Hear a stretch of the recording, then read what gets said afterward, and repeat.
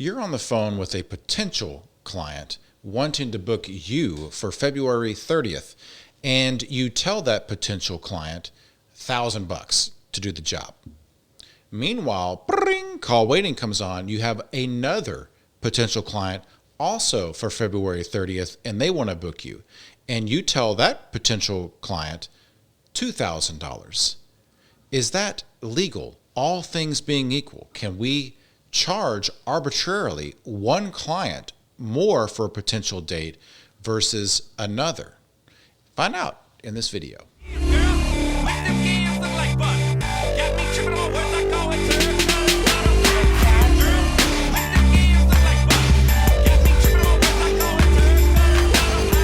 Can we discriminate in our pricing between two clients for the same date, all things being equal, no differences in the clients themselves? Can we say, I'll do it for you for $5,000, but I'll do it for you for $10,000? Can we do that? Is that quote unquote lawful discrimination? If you are new to the channel, my name is Rob. I am a wedding and event industry attorney, and I make videos just like this every week talking about client contracts, trademarks, lawsuits, all things about running a wedding and event industry business legally. So let's get into it. So let's talk about anti-discrimination laws for a quick second. Anti-discrimination laws, for the most part, come from two sources. There's a federal law, which is the Civil Rights Act of 1964, that is the law of the land that's going to apply to you regardless of what state you're in. Then there are going to be state-specific anti-discrimination laws. So the federal law applies to certain categories of businesses, and we can argue about whether or not that's going to apply to the typical DJ versus not, but just understand that it's likely that the function of that federal law is going to apply to your business. Then there are state discrimination laws that are going to apply to your business if you operate within that state. So if you're in Minnesota, you have to abide by Minnesota's anti-discrimination laws. If you're in Mississippi, same concept, okay? So two layers of anti-discrimination laws.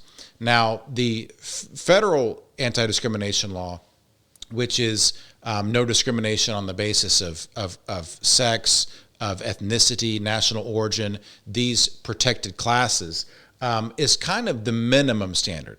In other words, the protected groups within that are a set amount, okay?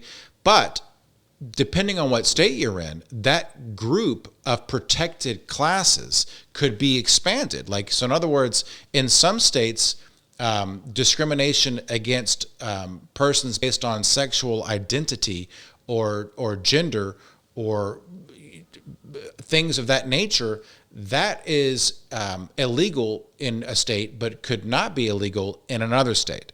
So there are going to be instances in which your state jurisdiction could have broader protections for groups of people than than federal law, for example. So, but at the end of the day, those laws are designed to protect historically disenfranchised groups of people. Okay, so women, minorities, these type of things. So if you're in a situation in which you're offering one couple who fit into that protected group a worse deal than a couple that does not fit into that group, then it's possible that you could be running contrary, or you could be violating those anti-discrimination laws.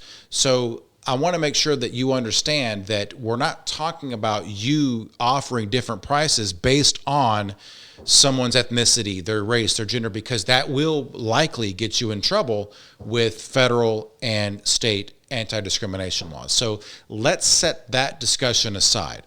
What we're talking about in today's video is two similarly situated clients. It doesn't matter what they are, they're the same, okay? And they want the same date, all right? So let's take the discrimination from a legal standpoint, from the term of art of the Civil Rights Act of 1964 and your state anti-discrimination laws out of the picture. Okay, we're just talking about straight up two couples, same, and you want to charge one more and you want to charge one less. Can you do that? Typically, yes, you can do that, because there are many, many, many reasons to charge one couple an amount versus another couple an amount for the same date that have nothing to do with their ethnicity, national origin, sexual orientation, all that kind of stuff. They could like the Atlanta Falcons, but you like the Seattle Seahawks.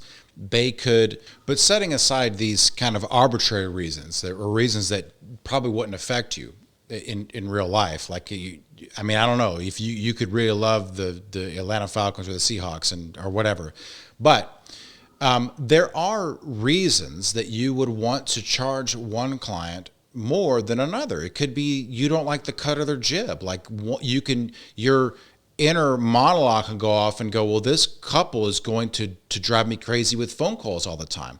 Or perhaps they're coming from another state and it's going to be more time consuming for you. So there's a whole host of things that could separate the price from one client to another client. So that can be, you know you, right? You're doing you. And sometimes one couple, it's just you get that feeling that you know that they're going to be a problem, whereas another vendor might not get that same feeling.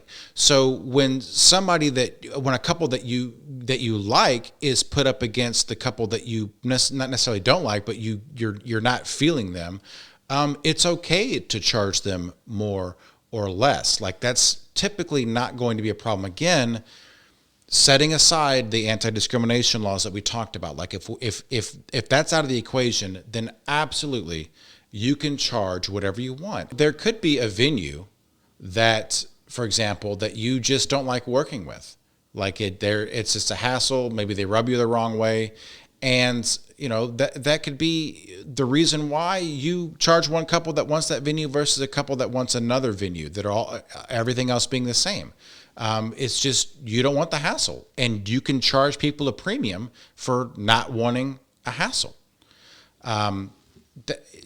All that is typically going to be perfectly legal. It's typically going to be perfectly okay. Now, again, talk to your local attorney. But again, I'm not giving you direct legal advice. Do not rely on this video alone in your, when you're defending your discrimination case. Don't be like, well, Rob told me it's okay. No.